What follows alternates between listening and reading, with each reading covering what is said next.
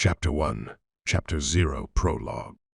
Having escaped from her desperation and hopelessness, Soyun walked on with fervor, still thinking about the call she had received an hour before. "I'm sorry, Soyun. I've made a mistake. I can't believe I fell for such a lie. I must have been out of my mind. Can we meet up and talk about it? I'll figure out the school situation. Can we please talk face to face? I miss you, Soyun." Her boyfriend, Dong-yun, was handsome and upright, with a reputable upbringing. He was intelligent, and he was the only son of a wealthy family that owned several buildings in Gangnam. There was no way that such an eligible bachelor would be left alone. Before Dong-yun had started going out with Soyun, he'd been surrounded by girls. When Dong-yun and Soyun had started dating, Dong-yun had made it clear that he had a girlfriend. Yet the girls refused to give up so easily. Some treated Soyun as if she were a thief who had stolen something meant exclusively for them. They attacked her character, ostracized her, and spread rumors about her. She became the target of all sorts of scandalous gossip, and the attacks against her spread like wildfire. The rumors had caused her friends, and even Dong-yun, to start to suspect her. Soyun had tried to convince them of her innocence, but there was no one left to lend her their ears. Her words were twisted and torn apart by the scoundrels. After becoming the laughingstock of her classmates, whom she barely knew, she no longer even wanted to step outside. As Soyun thought back to her past, she stopped walking.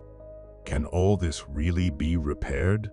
Can I put my trust in Dong-yun's message? She shook her head at the thought. Well, how could this possibly get any worse? Soyun mumbled to herself and resolutely resumed walking. When Soyun arrived at the specified location for their meeting, unfriendly eyes penetrated her from all directions.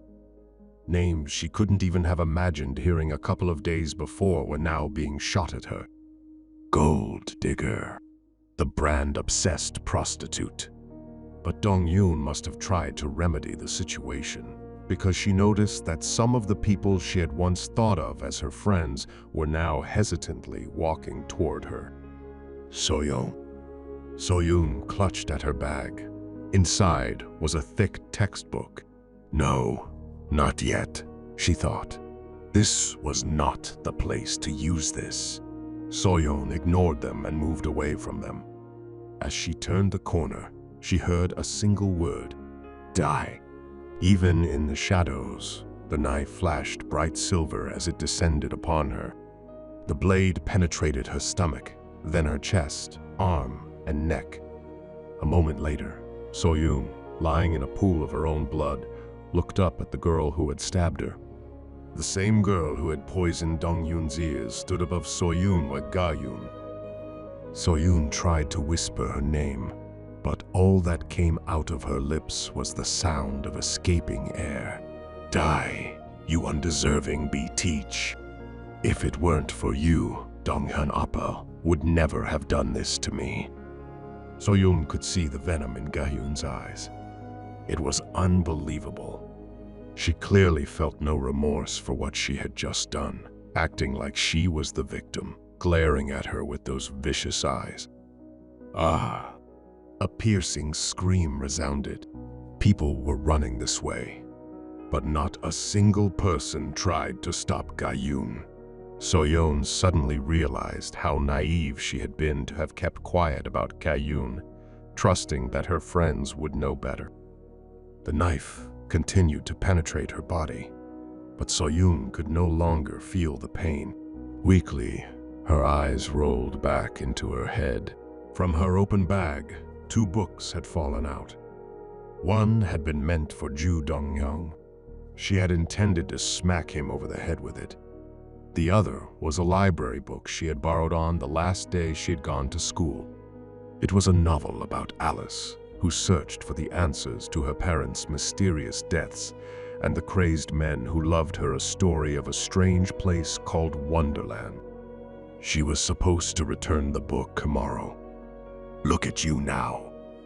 Gayun laughed maniacally. Soyun suddenly felt a surge of hatred. She collected all her remaining strength, grabbed Gayun's ankle, and twisted it sharply. Stay out of my life forever. What the? Gayun said in surprise. Gayun quickly escaped Soyun's grasp, but a red line remained where her hand had been.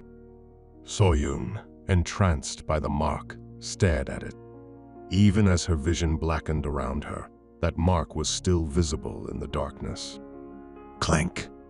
The blade hitting the floor was the last sound Soyun heard.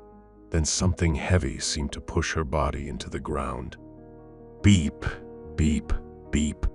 The repetitive sound of machines was becoming bothersome. Soyun opened her heavy eyes slowly. People in white gowns were approaching her, saying something she couldn't quite hear. Strange machines surrounded her. She could smell hints of chemicals in the air. I must have been taken to the hospital after I passed out. Relieved, Soyun closed her eyes again. I survived. What a relief. It was a lovely two-story building. It was a happy home where a 5-year-old girl lived with her father, mother, and puppy. However, at the moment, they were trapped in a nightmare. Please, I beg you, spare the child. A hand dyed red grasped Soyun's ankle. She froze, forlornly staring down at the hand. The short moment of hesitation must have bothered them, as the man standing with Soyun angrily said, "What are you waiting for?" Soyun brought down the knife she had lifted above her head. A small head drenched in blood rolled and stopped in front of the father. Emily, Emily, you devils. God's wrath will fall upon you. You are the ones receiving God's wrath. You must not have learned from your mother that you shouldn't go sticking your nose in other people's business. Did you? Reporter man. Another person alongside Soyun stepped forward and handed over some documents. After perusing and discussing its contents, they turned to Soyun. Finish it. The young father's agonizing screams echoed throughout the house. Soyun, not bothered by the blood splattered on her face, waited for the man's next instructions. The man scowled and said, "Hey, someone move this to the bathroom." They said if we get blood on the sheets again, they will charge us a cleaning fee. Who did? The accountant, Holly. She's a mere newbie, but she sure has a lot to say. Soyun headed to the bathroom, belonging to the family she had just killed. As she washed up, the bathroom door remained wide open with a person standing guard over her. Although his gaze scanning her naked body up and down was unwelcome, she showered mechanically and changed into the new suit that had been hanging on the bathroom door handle. As she finished, the guard approached her and slapped handcuffs around her wrists. "Put it on," said the guard. The guard pulled at the chains attached to Soyun's handcuffs. Soyun followed without resistance, passing the horrific scene she'd caused. As she walked toward the door, her eyes locked with a pair of lifeless green eyes. She felt no guilt. As Soyun was dragged into the car by the guard, she sat, staring blankly at the moving scenery outside the window. The view and her reflection took turns flashing across the black window. She focused her attention on the white-haired reflection. She remembered the moment she opened her eyes, 9 years ago. The moment she had believed that she had survived, that she had been taken to the hospital in time. That was what she had naively assumed.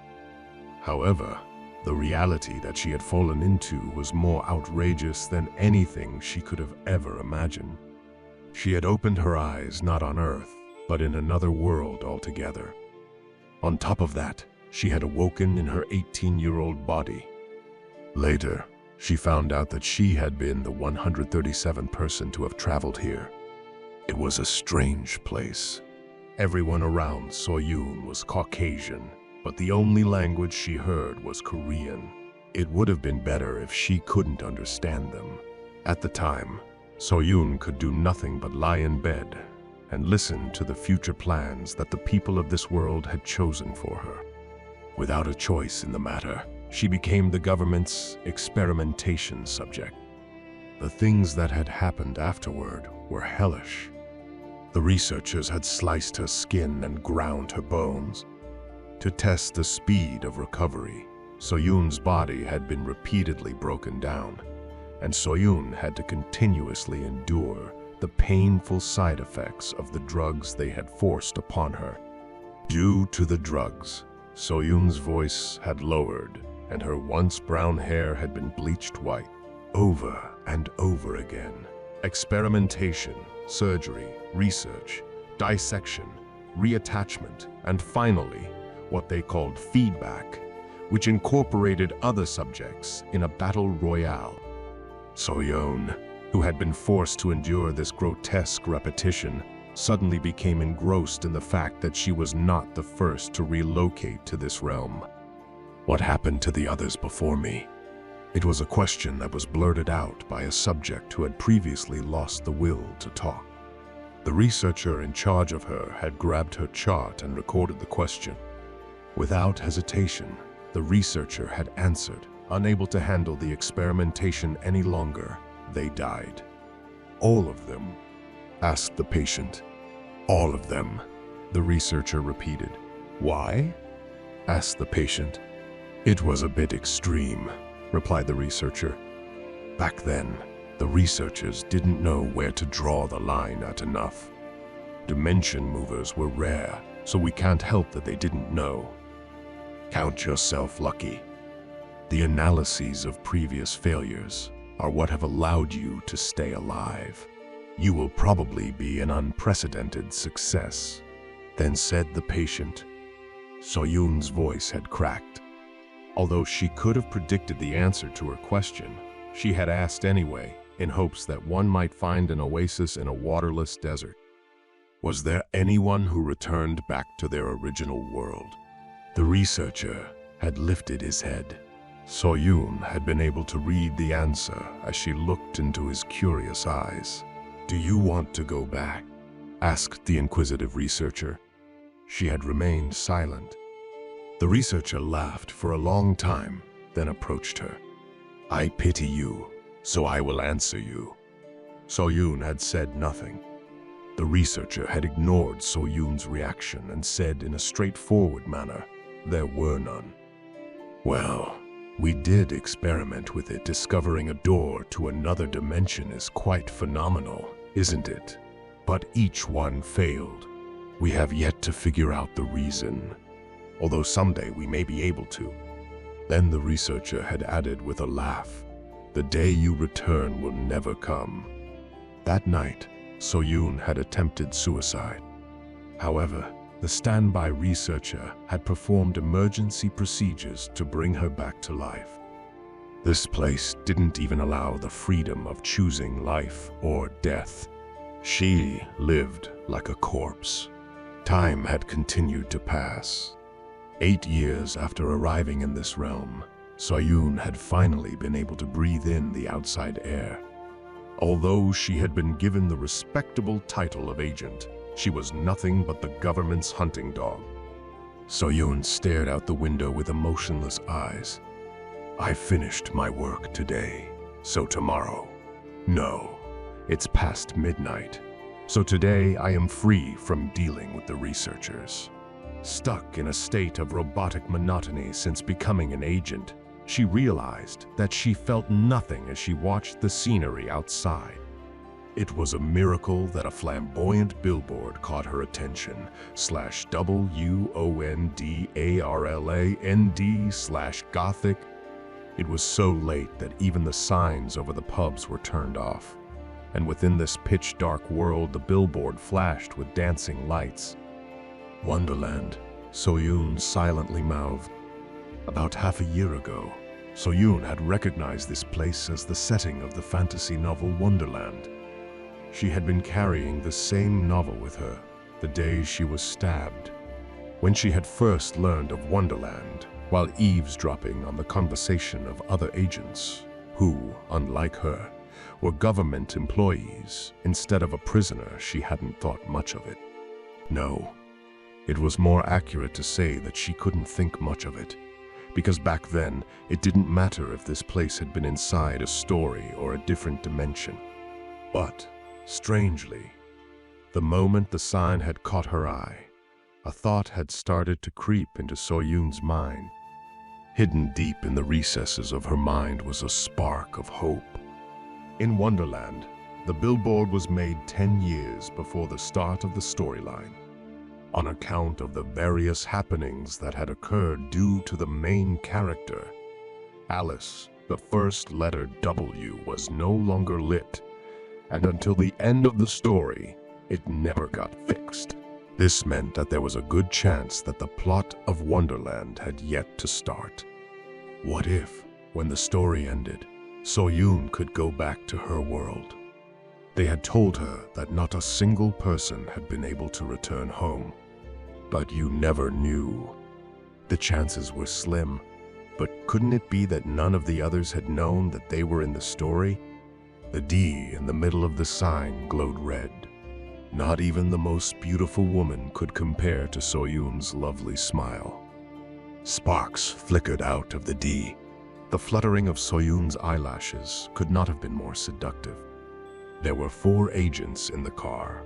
The handcuffs around her wrists were the only things restraining her. They had relaxed their guard because Soyun had previously been docile and inattentive. The only thing that might prove troublesome was the tracker Soyun was forced to wear and the poison that all agents ingested when leaving the research facility. According to Wonderland, Wonderland was a non-aggressive community, and there was also a very skilled, although controversial, due to his personality and sexual preferences, potion seller. Making up her mind, Soyun flexed her wrists with strength. Though the handcuffs used in the research facility magically bound her, the cuffs weren't foolproof. Even in the real world, they would sometimes fail. Strength beat all. Crack! Her strength surpassed the magic bounds, and with a small sound, the handcuffs broke. I think I heard a soundac. Soyun jabbed her fingers in the eyes of the agent next to her and clenched her fist. Between her blood-soaked fingers fell the remnants of brain matter and shards of broken skull. Defenses. To hide the horrors left inside the house, the agents specializing in magic started to cast their spells. Magic required 4 stages: summoning, detection. However, the agent's chanting was stopped when Soyun's white fingers reached into his mouth and yanked out his tongue. Soyun threw the red-stained organ over her shoulder and pulled out a knife from her jacket's inner pocket. At the same time, flames blasted at her from the passenger side. Soyun maneuvered around them effortlessly and killed the driver. The car swerved haphazardly until the decrease in horsepower brought it to a stop. The door swung open, and slender legs wrapped in a black suit touched the ground. Following behind her was a pool of blood and organs. Soyun closed the car door and, after walking a couple of steps, returned to the car. Opening the car door, she searched the corpses. 4 wallets, 2 knives of varying sizes, 1 pack of cigarettes, and 4 walkie-talkies activated by magic. She took every last item in the car, including a can of coffee they had brought as a snack. Finally, Soyun was content. She closed the door and started to walk, within the darkness, toward the only light blinking in the distance. Wonderland had been home to the outlaws and the insane, however. It still had rules. First, don't piss off anyone stronger than you. Second, you couldn't commit any crimes in the neutral zone. Third, the trash from the slums would be left to rot in their own territory. However, like the rules of any world, there were always exceptions. The caucus race. It was a race to kill or be killed in the streets of the slums. The winner among the tens of participants who took part in the competition would become the slum's leader. Hart, looking down at the street, was sitting on top of the roof with his feet dangerously dangling. He had been nervously watching the roads in anticipation of his favorite event, the caucus race. A shadow hidden in the darkness fidgeted like a bug. Hart smiled widely with his long red lips. Growling, Hart said, "I'm looking forward to this." Hart's senses became aroused as his pheromone-filled voice wafted through the air. The prostitutes he had called to enjoy during his climax were cheering and squirming. Just then, from the rooftop, someone could be seen through the door. His face was sickly pale. His lips moved beneath his black mask. "When do we start?" "Casually," Hart retorted. "You acted like you weren't interested. I'm surprised you came out, White Rabbit." While walking toward Hart, White Rabbit snorted and replied, "When?" Upon seeing the enormous rectangular sword slung diagonally across White Rabbit's back, Hart's minions stopped him. White Rabbit shrugged and said, "Can you calm your minions down? I'm a neutral party."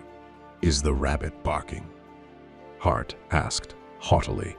"Such a way with words," White Rabbit said, rolling his eyes. White Rabbit raised his elbows, mumbling. As he buried his face into his arms, White's hair fell onto the handrails. His childlike behavior suited him. He was small, thin, and young-looking. "So, when are we starting?" asked White Rabbit again. "Soon." Hart said while locking his gaze on a single point. Someone was walking toward them.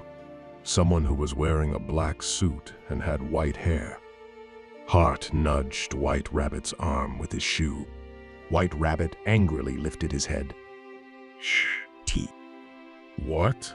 White Rabbit asked in annoyance. "You'll regret it if you don't see this," said Hart. Still annoyed, White Rabbit asked, "What could it possibly be?" "Huh?" White Rabbit squinted in the direction of where Hart's shoe was pointing.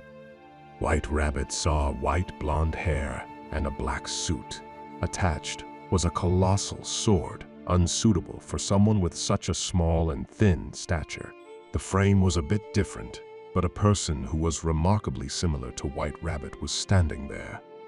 With a neatly pressed suit and a walk full of hope, White Rabbit could sense that this was an outsider of Wonderland. Progressively losing his composure, White Rabbit asked, "Since when did we have something like that?" "Have you seen that person before? Stop acting like a bunny. Are you afraid of losing your identity?" Hart asked. Now, angry, White Rabbit yelled, "Have you seen that person before?" "I haven't," Hart replied calmly. There was nothing that happened in Wonderland without Hart being the first to know about it. If Hart hadn't seen the person before, then there was a 100% chance that the person was a newcomer. White Rabbit growled under his mask and said, "I'm killing that." "Let's put our fate in the rest of the race," said Soyun. Hart laughed out loud, stuck his arms out, and bowed mockingly at the reaction towards the newcomer. White Rabbit, however, yelled, "Get off me!" in response. Hart turned his head and spoke to the newcomer. "Hey, Blondie." 1. Wonderland, parts 5-8. Mere feet away from the edge of the Wonderland billboard, Soyun stopped and looked up at it. The sign reminded her of an amusement park with such an impactful presence. Just a few more steps until entering Wonderland. Soyun moved slowly toward it. 1 step, 2 steps, 3 steps, and on the 4th step, she breathed the Wonderland air in deeply. "Ah, I am now free." Overjoyed, she didn't recognize the gloomy atmosphere of the place. Thinking that she should find an empty house, she shuffled forward. "Hey, Blondie." At the research facility, Soyun was called by various nicknames other than her name, such as "Hey, you," or "Number 137. Blondie was another nickname she'd heard before. She looked up to where she sensed people watching her. Atop a 3-story building, a man stood on the roof, red hair muddled by the darkness, and a handsome face. He wore an indigo suit with a deep red handkerchief and an open collared shirt, uninhibited by a necktie. With such limited information, Soyun was unable to decipher this man's identity. "Yeah, you. Newbie," the man said, sliding his hand through his tousled hair. Even from this small action, she could feel his overflowing energy and innate aura of violence. This action is how she was able to decipher his identity. Heart. Wonderland's strongest fighter, and the man who would end up falling in love with Alice. In Wonderland, Heart was described as being in his mid-20s, but the man in front of her looked a bit younger than that. As expected, this current time period was before the story began. Soyun felt a bit relieved. Next to him was another character from the novel, White Rabbit. Soyun could feel White Rabbit's resentment toward her. Tonight is the caucus race. We were preparing a sideshow to prelude its start. White Rabbit, here, has chosen you as his target. Lucky for you, newbie. Caucus race. The term may have been mentioned in Wonderland's inspiration, Alice in Wonderland, but in the actual novel Wonderland, such a term never came up. As if reading her mind, Heart explained, "The playing field is this smelly street and the buildings surrounding it. You will diligently scurry around like a rat trying to hide. And in under an hour, kill this guy. If you succeed, I will let you compete in the actual race." Truthfully, even as Heart said this, he did not have a trace of expectation on Soyun succeeding. There were many who entered Wonderland to escape the law, but the majority of them couldn't last a month without losing their lives. Soyun looked so frail that he doubted she could lift anything heavier than a spoon. Thus, she wouldn't be able to last a day here. Yes, he was certain of it. Heart laughed at himself from 10 minutes prior, thinking he must have been blind. It was a moonless night. The few stars that lit the sky twinkled as 2 swords clashed against each other. Black clothes melted into the darkness, and all that could be seen were the 2 white, floating heads and the silver from the swords. Then the scent of blood. "You'll regret it if you don't see this," said Heart. Still annoyed, White Rabbit asked, "What could it possibly be?" "Ha!" White Rabbit squinted in the direction of where Heart's shoe was pointing. White Rabbit saw white blonde hair and a black suit. Attached was a colossal sword, unsuitable for someone with such a small and thin stature. The frame was a bit different, but a person who was remarkably similar to White Rabbit was standing there, with a neatly pressed suit and a walk full of hope. White Rabbit could sense that this was an outsider of Wonderland. Progressively losing his composure, White Rabbit asked, "Since when did we have something like that?" "Have you seen that person before?" "Stop acting like a bunny. Are you afraid of losing your identity?" Heart asked. Now angry, White Rabbit yelled, "Have you seen that person before?" "I haven't," Heart replied calmly. White Rabbit fell at Soyun's feet. With the 2 knives, she stabbed both his hands into the ground, trapping him. White Rabbit, like a true Wonderland resident, tried to move even as he screamed in pain, but the knives would not budge. "No way." "Hey, who the heck are you? Answer me, B-Teach." "Hey, cock." "Stop right there." Feeling threatened, White Rabbit cussed. His mask fell away, and the face underneath was childlike. Soyun ignored him and moved. He was unable to get away, yet he kept flailing about, so she walked over toward his legs. "Hey, ack!" In 2 swift strokes, White Rabbit lost both his legs. His body spasmed in a pool of blood. Soyun looked up at Heart. As Heart's eyes locked with hers, he leaned his body forward. The face that appeared suddenly out of the blue was covered in shadow, but Soyun thought she knew what his expression was like. "Why? Do you not have the guts to finish him off?"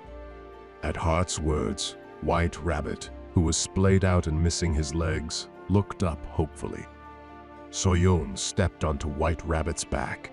Beneath her heels, White Rabbit flinched. Soyun put strength into her heels and broke his ribs. No. Even as the streets echoed with agonizing screams, Heart did not miss Soyun's answer. Her voice was a calm alto that melted into the night air. Heart smacked his lips. "I want to hear more of that voice." He threw out a question he had no interest in hearing the answer to. "Then why won't you kill him?"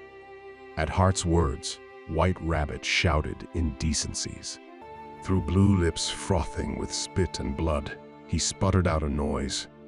It wasn't a loud noise, but it still annoyed him because Soyun's lips moved also. "You," Heart listened more intently, "look like the type of person who would like to decapitate him." With Heart's maniacal laughter as the soundtrack, his sword sliced through the night air. Blood flooded the streets, and a white-haired head rolled across the ground. "Correct," Heart exclaimed. Soyun walked into the alley with ease. "Bravo. That was a phenomenal prelude. Did everyone see that? Okay, then shall we start the real race? All participants."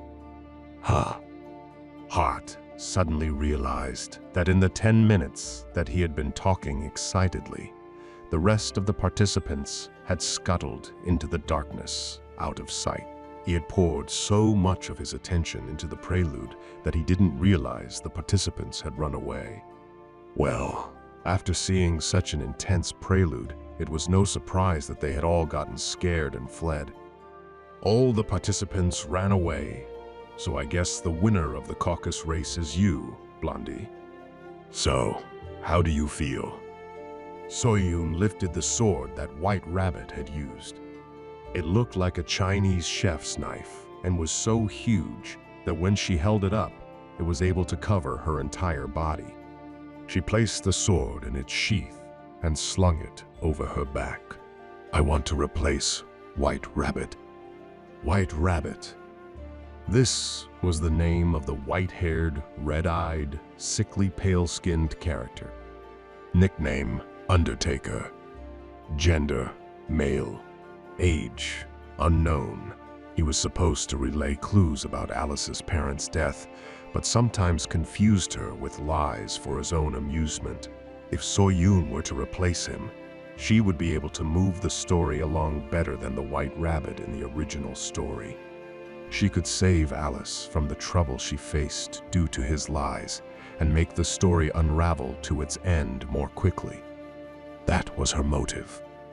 Heart laughed heartily, clutching his sides, and granted her request without hesitation.